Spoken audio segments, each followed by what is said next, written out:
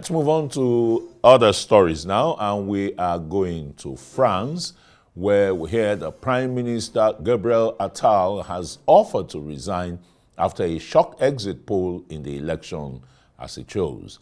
The left-wing New Popular Front winning with between 172 and 192 seats. President Emmanuel Macron and his allies are in second place with between 150 and 170 seats in parliament, while Marine Le Pen's far-right national rally ended in third place, securing a maximum of 152 seats. While many had earlier predicted Le Pen would win the vote following the far-right sweeping victory in the European parliamentary elections. Sunday's runoff determines which party controls the National Assembly and who will be Prime Minister, with no party appearing to have absolute majority. Forming a government will require extensive negotiations.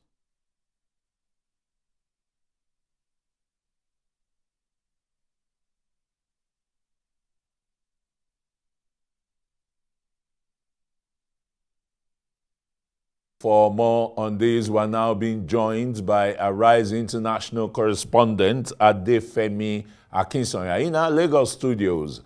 Later, we're going to be having Dr. Constance Ikoku. She'll be here with me. But let me start with you, Adefemi. What does this really, this exit poll show us? What is it telling us? A hung parliament already?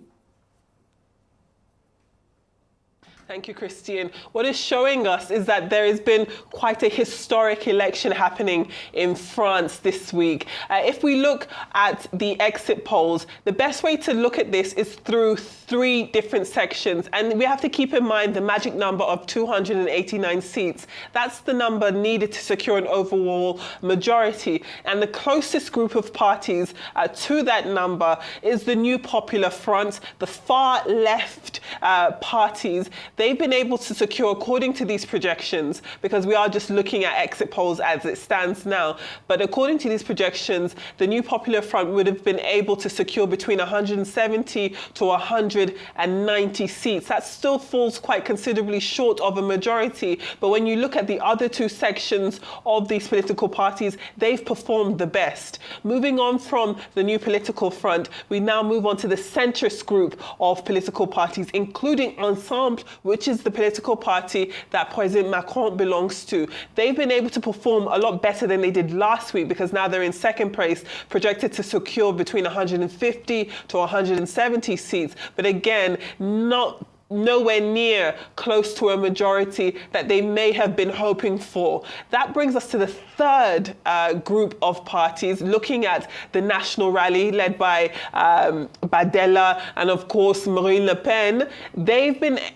able to, according to these projections, again secure some 130 to 150 seats. Now this is in direct opposite from what we saw the numbers at last week. Last week, the National Rally did send shockwaves through France and Europe and indeed the world with their performance, because they emerged leaders in terms of the amount of votes that they were able to secure. But a week later, looking at this second round, they've fallen down to third place. But that's really not the main story of these elections. What we're seeing now is this far left party be able to emerge as the voice of the French people if these projections are correct. As a result, the Prime Minister, Gabriel Attal, has offered his resignation to President Macron. It's not clear whether or not it has not actually been accepted. President Macron, the lines coming out of the presidency is that he is going to take his time and focus on confirmed numbers of votes coming out, and is likely to give a decision in the early hours of the morning. So we'll find out then whether or not he'll accept the Prime Minister's resignation. But this is, to some extent, quite a resounding defeat for the centrist party, for Emmanuel Macron. And when we're looking at the results of that, we've seen Jean-Luc Jean-Luc Mélenchon, who has emerged as some form of a leader of the far left, come out and say, well, this is the voice of the French people. This is what they've called for. Emmanuel Macron needs to step down. He needs to step away and let the left lead, as it were. So it's very, very interesting stuff happening in France right now, Christian. Yeah, thanks very much, Femi. But what does this really mean for President Emmanuel Macron? The end of his political career? It's very early to say, but it does show that this is not going to be a night of comfort for the president. As it stands now, he's been able to perform far better than he did last week, his party that is. But according to these projections, they have done slightly better than expected, but they are far away from being in a position of real power. Now, what President Macron will have to do, whether or not he keeps his prime minister or appoints a different one, is that now he has to look at the reality that he has to find a majority, and he has to find a majority fast. And if you're looking at this as a numbers game, the most obvious direction he has to turn is towards the left. And then that brings up questions of what a relationship between President Macron and Jean-Luc Mélenchon will be like, because as it stands, these are two personalities that don't clash. These are not best friends, if you could put it that way. And in addition to that, looking at them individually, there are lots of criticisms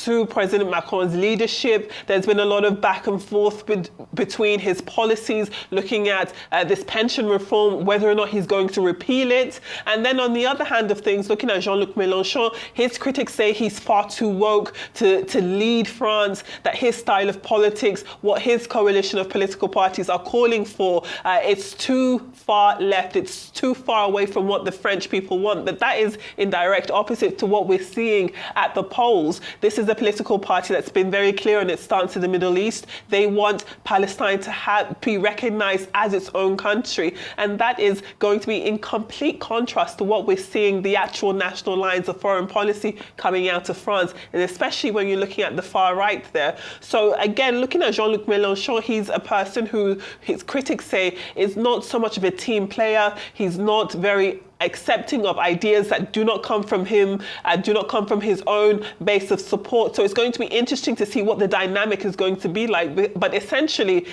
all of these parties, and we're kind of leaving the far right out of this conversation, but the centre and the far left, they're going to have to discuss and come to some form of a coalition, some type of alliance to not only get away from France swinging too far right, but also be able to initiate some form of leadership, because what this fragmented state of politics in France is showing is a lot of uncertainty, and that's not good for markets, that's not good for the people as a whole. And talking about the people, if you're looking at what is happening on the streets of Paris, there's a lot of jubilation, a lot of celebration, a lot of people who are happy that a pro-immigration voice, a pro-Muslim voice, if you can even call it that, has been able to emerge as a leader to some extent, having projected to hold on to more seats than any other political party. So on the one hand, it's definitely an example of a huge shift in French politics, something that we haven't seen before.